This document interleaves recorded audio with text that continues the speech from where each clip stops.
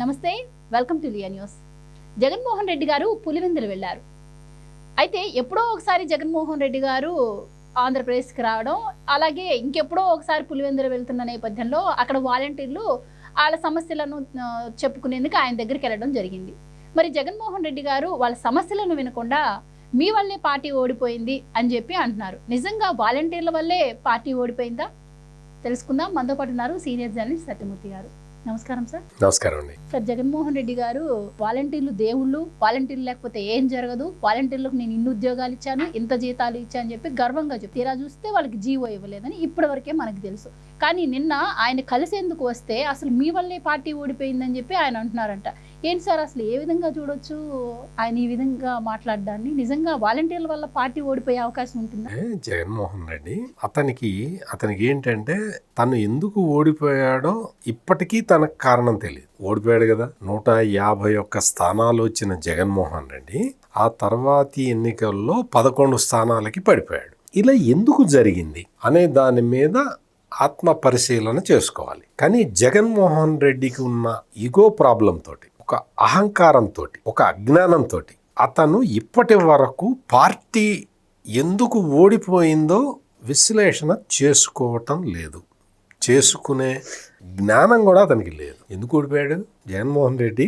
ఎందుకు ఓడిపోయాడంటే తన అహంకారం వల్ల ఓడిపోయాడు, తన పొగరు వల్ల ఓడిపోయాడు, ప్రజల మీద తను చేసిన దౌర్జన్యాల వల్ల ఓడిపోయాడు, ప్రజల పట్ల తన అమానుష వైఖరి వల్ల ఓడిపోయాడు, మంత్రులని ఆట బొమ్మలుగా చేయటం వల్ల ఓడిపోయాడు, వ్యవస్థల్ని సర్వనాశనం చేయటం వల్ల ఓడిపోయాడు, పోలీసుల్ని ప్రైవేటు గుండాల్లాగా వాడుకోవటం వల్ల ఓడిపోయాడు, ప్రజల ఆరోగ్యం పాడైపోయినా పర్వాలేదు, నాకు పర్సనల్గా లాభం రావాలి అన్న ఆలోచన వల్ల ఓడిపోయాడు, నేను ఎటు సిమెంట్ అమ్ముతున్నాను ఇసుక కూడా అమ్ముకుందాము అన్న దురాలోచన వల్ల ఓడిపోయాడు. ఇంకా చెప్పాలా? ఇంకొక 100 చెప్పచ్చు.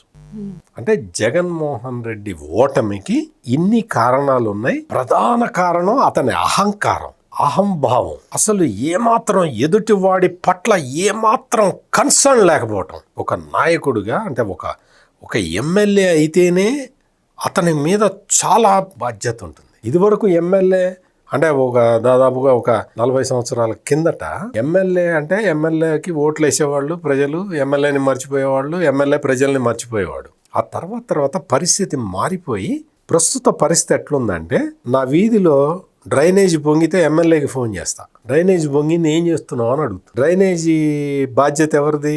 స్థానిక ప్రభుత్వాన్ని, అంటే మున్సిపాలిటీనో గ్రామ పంచాయతీ వాళ్ళు చేయాలి. అయినా సరే నేను ఎమ్మెల్యేకి ఫోన్ చేసి నా సమస్య చెప్తా. చిన్న సమస్య, పెద్ద సమస్య, నా కొడుకు ఉద్యోగం కావాలి. ఏం చేయాలి? నా కొడుకు ఉద్యోగం కావాలంటే ఏం చేయాలి? నా కొడుకు ఫస్ట్ చదువుకోవాలి, తర్వాత కాంపిటేటివ్ ఎగ్జామ్స్ రాయాలి, తర్వాత పరీక్షలో పాస్ కావాలి, ఉద్యోగం రావాలి. అంతే కదా?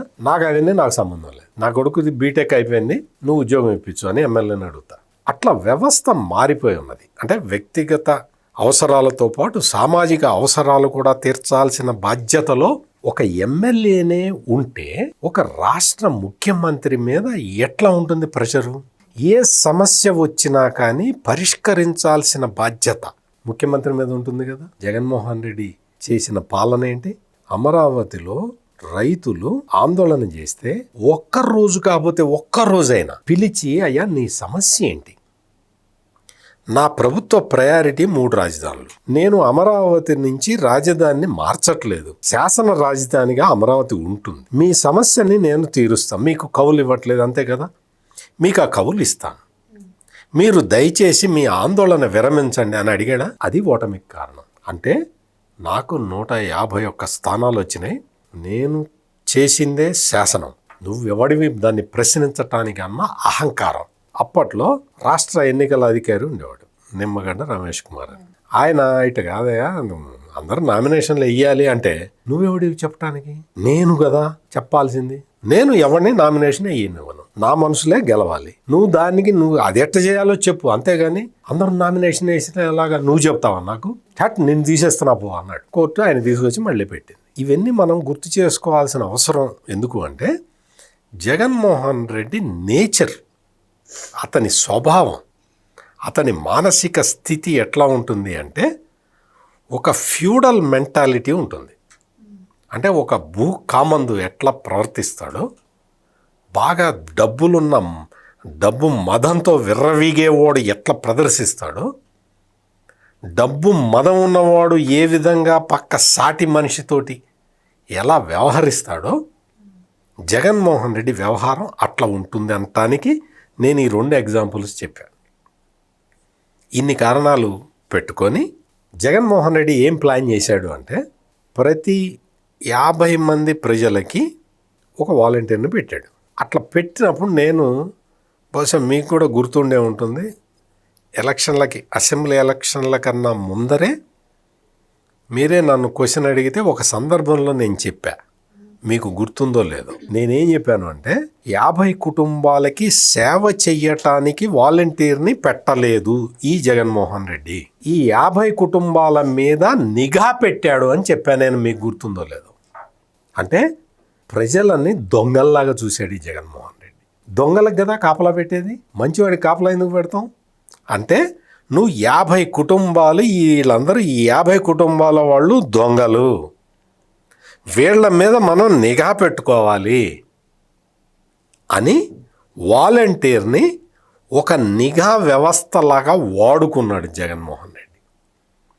అంటే ఏమనుకున్నాడు, ఈ 50 కుటుంబాల వాడు ఎవడు హైదరాబాద్లో ఉంటున్నాడు, ఎవడు అమెరికాలో ఉంటున్నాడు, ఇందులో ఎవరున్నారు, ఒక వృద్ధ తల్లిదండ్రులు ఉన్నారా, ఇంకా పెళ్లి కావాల్సిన అమ్మాయిలు ఉన్నారా, వ్యక్తిగత సమాచారం మొత్తం చేరవేది.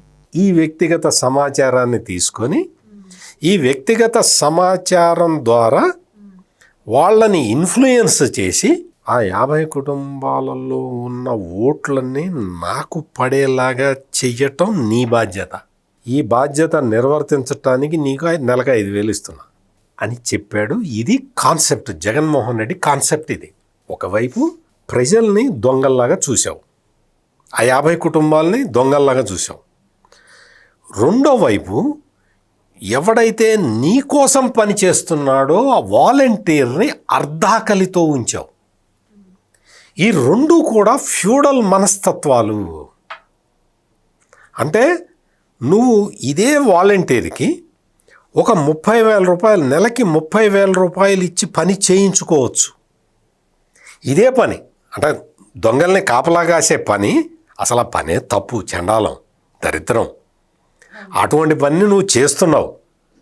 ఆ చేసేది ఎట్లా చేయాలి, 5,000 కాదు 30,000 రూపాయలు ఇచ్చి ఇదే వాలంటీర్ని గవర్నమెంట్ సర్వీసులోకి తీసుకొని నువ్వు పని చేయించుకోవచ్చు, అదే కాపలా పెట్టచ్చు. కానీ ఒక భూకామందు ఎలా ఆలోచిస్తాడు అంటే, ఒక నియంత ఎట్లా ఆలోచిస్తాడు అంటే, వీడికి కడుపు నిండితే వీడు నా మాట వినడు, అందుకని వీడిని అర్ధాకలితో ఉంచాలి, వీడిని అర్ధాకలితో ఉంచితే వీడు ఈ దొంగల్ని జాగ్రత్తగా కాపాడతాడు అన్న ఆలోచన, ఒక ఫ్యూడల్ మనస్తత్వం ఇది. అందుకని వాలంటీర్కి 5,000 రూపాయల జీతం ఫిక్స్ చేశాడు. ఇది జగన్మోహన్ రెడ్డి నియంతృత్వ పాలనలో ఏం జరిగింది, ఒక మైన్యూట్గా ఏం జరిగింది అనే దాని సారాంశం ఇది.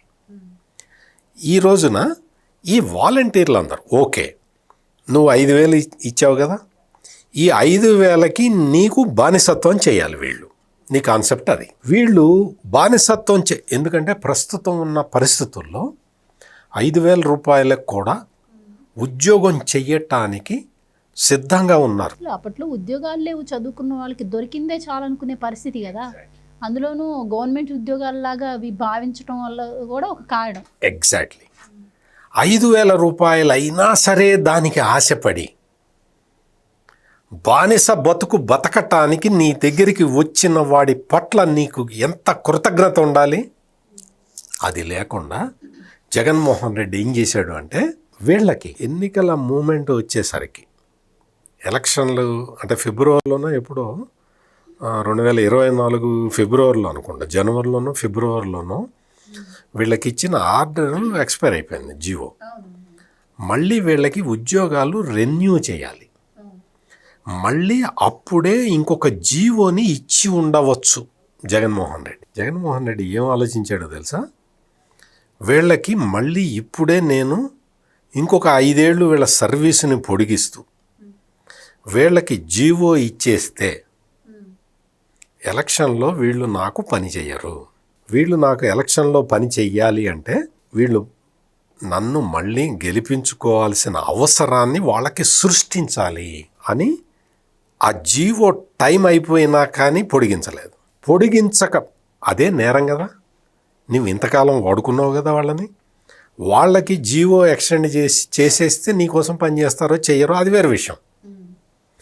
నువ్వేం ఆలోచించావు అంటే ఈ 50 కుటుంబాలని దొంగల్లాగా చూసినట్టు ఈ వాలంటీర్లను కూడా నువ్వు దొంగల కిందే లెక్కేసావు. అందుకనే జీవోని ఎక్స్టెండ్ చేయలేదు. ఓవరాల్గా అందరినీ అవసరానికి వాడుకున్నారు జగన్.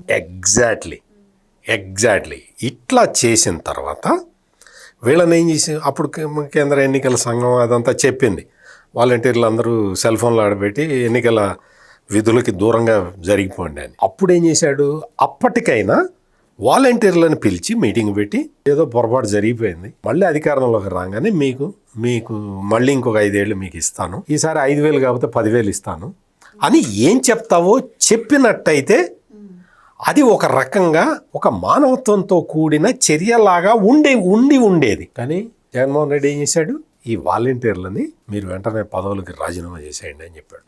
నేను చెప్తున్నది ఇప్పుడు నేనేదో కల్పించి చెప్పట్లే, ఆ రోజు జరిగిన వాటిని గుర్తు చేస్తున్నాను అంతే. వాలంటీర్లతోటి రిజైన్ చేయించింది ఎవరు?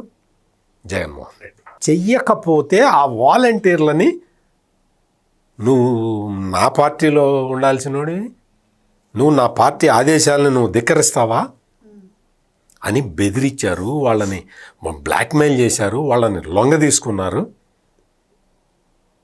దాంతో వాలంటీర్ల రాజీనామాల పరంపర కొనసాగింది. అంటే జగన్మోహన్ రెడ్డి ప్రజలను ఏ విధంగా ట్రీట్ చేశాడు. ఈ రోజున ఆ వాలంటీర్ల వ్యవస్థ కంటిన్యూ అయినట్టయితే, జగన్మోహన్ రెడ్డి జీవో కంటిన్యూ ఇచ్చినట్టయితే, వాళ్ళని తీసేయటానికి వీల్లేని పరిస్థితుల్లో కూటమి ప్రభుత్వం కూడా కంటిన్యూ చేసి ఉండేది. నువ్వేం చేసావు, జీవో ఇవ్వలేదు, ఒక తప్పు. రెండో తప్పు, అందరితోటి రిజైన్ చేయించావు. ఈ పాపం అంతా ఎవరిది? జగన్మోహన్ రెడ్డి పాపం. ఈ రోజున వాలంటీర్లు వెళ్ళి నీకోసం మేము ఇట్లా పనిచేసామయ్యా, మాకు ఇట్లా అన్యాయం జరుగుతున్నదయ్యా అని చెప్పటానికి వెళ్తే జగన్మోహన్ రెడ్డి ఏమంటున్నాడు, అసలు మీరు పని చేసినట్టయితే నేను ఓడిపోయాను కదా, పో పో పో పో అని వాలంటీర్లని, సమస్య చెప్పుకోవటానికి వచ్చిన మాజీ వాలంటీర్లని తరిమి కొడుతున్నాడు ఈ జగన్మోహన్ రెడ్డి. అందుకని ప్రజలు ఆలోచించుకోవాలి, ఈ జగన్మోహన్ రెడ్డి మనస్తత్వం ఎట్లా ఉంది, జగన్మోహన్ రెడ్డి ప్రజలని ఏ విధంగా చూస్తున్నాడు, జగన్మోహన్ రెడ్డి దృష్టిలో ప్రజలు కానీ వాలంటీర్లు కానీ ఎట్లా ఉన్నారు అనేది వివరించి చెప్పడానికే నేను ఇంతసేపు చెప్పింది. Thank you so much. నమస్కారం అండి. Please subscribe to Leo news for more videos.